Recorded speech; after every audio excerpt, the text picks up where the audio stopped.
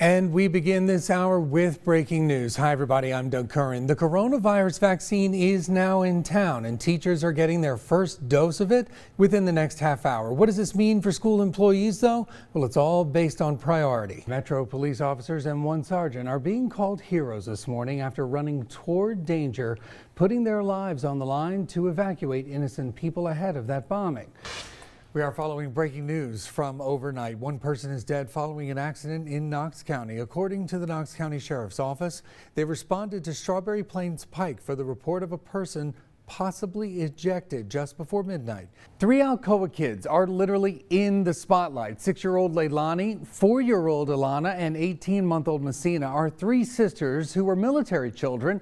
They're in Hawaii right now. And a lot has happened during a Knox County Commission workshop last night. Let's go ahead and walk you through some of the big takeaways. First up, in the coronavirus this morning, starting today, long-term care facilities in Tennessee will begin receiving their COVID-19 vaccines. Latest coronavirus numbers, the Knox County Health Department says there are a little over 2,000 active cases in the county right now. Now to the statewide numbers. The Tennessee Department of Health was reporting over 1,100 new COVID-19 cases. A little under 8% of all those new cases came back positive just yesterday alone. And the Mega Millions drawing is still without a winner this morning. How high the jackpot is now soaring to. You didn't win. I didn't win. I played. I'm not going to lie.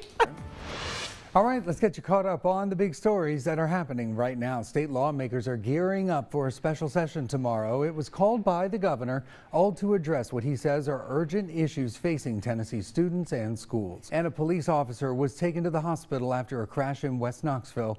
We're told the officer was responding to a call when it all happened. The officer was taken to UT Medical Center. No word on his condition at this hour. And Zoo Knoxville is asking for your help this morning to name their new baby giraffe. The baby boy giraffe was born December 24th to Mother Frances and Father Jumbe. You can make your name suggestions this week. I vote on Doug, and the zoo will choose a few finalists for a public vote later this week. For the second straight week, the White House Coronavirus Task Force is identifying the Knoxville region as the worst in the nation in areas out of its population size. The Knoxville region includes Knoxville, Knox County, and several surrounding communities. It accounts for nearly 870,000 people. Time for now. Good Morning America is coming up next. Have a great day, everyone.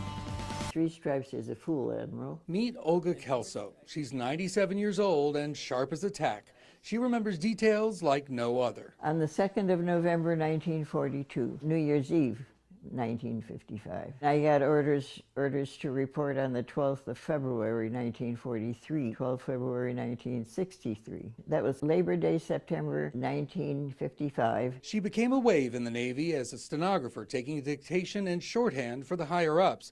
She felt an emotional connection to the service after Pearl Harbor. The same thing gripped me that gripped all the young men in the country about getting in the service. I needed to do something to help. Now she has unrivaled memories of a lifetime. Just a few are here in her scrapbook that she keeps with her. Oh, there I am in uniform. Today's Honor Air flight means so much to Olga.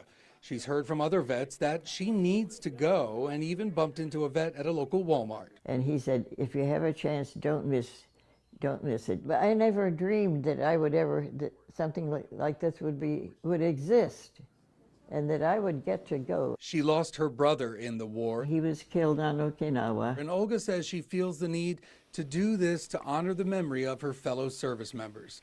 For the 20 years of service she gave, she still stays humble. And all I did was I had a job in the Navy and wore a uniform. Celebrating America's greatest generation, a role that cannot be saluted enough. Doug Currin, WATE 6 on your side. He was drafted in March of 1944. U.S. Army vet Steve Casimir is a member of the dwindling World War II community. At 94 years old, he's lived through some of the worst times in world history. A shot comes out of the hedgerow, whistles past my ear. There's 20,000 people killed on that raid. First thing you do when you bivouac your area, you dig a foxhole. Stephen didn't storm Normandy in the first wave, but a subsequent one, and still remembers what he first saw when the tide went out and his boat was able to come ashore. And it was like nothing he'd ever seen before. A bulldozer comes up and starts digging up a mass grave that they had put from the people that were unfortunate that didn't make it the first day. And here I am watching. Here, my introduction to France, that was an eerie sight, for my first day. Vivid details like no trees, just stumps because gunfire had downed all those trees. Just one of millions of stories shaping our history books and minds today. Stories that are not passed down to later generations very often. In fact, nobody asked me what my war experiences were for about 60 years. I put it all behind me because everybody served in the Army, so it was normal to me. Yeah. His experiences are unrivaled, documenting so much of it with pictures that don't do justice to the situations, like the larger-than-life presence of the Sherman tank, the surreal experience of standing where a bomb killed thousands, and to see the contrails of planes in a dogfight right above you. Every other day or so, we're getting shelled, so you're in the foxhole, crouched down, looking at your knees. 4 hours, just hoping not to be buried by the dirt should your area be hit with any shells.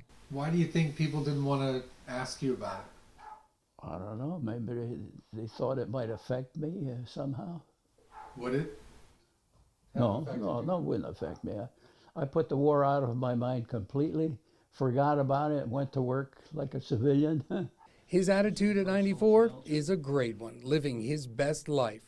Just go with the flow, if wherever fate sends me, okay, I'm there. Stephen Casimir, we thank you wholeheartedly for your service and for unlocking memories to share with the world.